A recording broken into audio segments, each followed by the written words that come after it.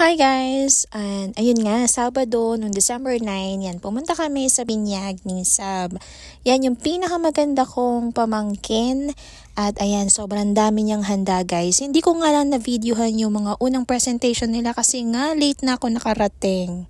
Pero grabe yung presentation dyan ni Mami. Shout out kay Mami. Talagang hands-on, very hands-on. Ultimo dyan sa mga pag-giveaway nila, grabe. At alam nyo ba guys, sobrang sasarap ng mga putahe. Grabe, the best.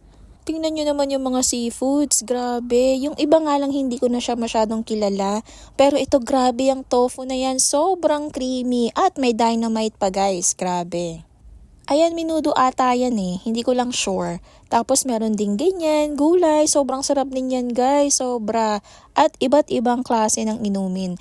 May lemonade, may orange, and buko pandan.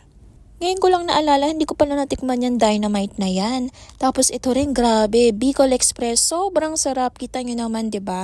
Tapos ayan, hindi ako familiar dyan. And syempre, ito yung pamangkin ko at ang kanyang mommy na si Pipay.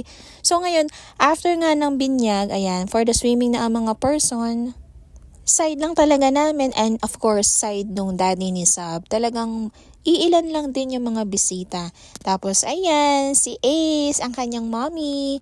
Ayan, inaanak ko rin yan guys. Tingnan nyo naman, walang katakot-takot sa pagtalon sa pool. O diba, nakakatuwa?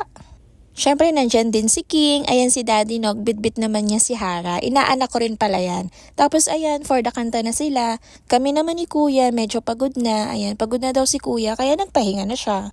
Tapos ayan, may biglang sisilip sa bintana, isang negrito. Yun lang guys, bye-bye!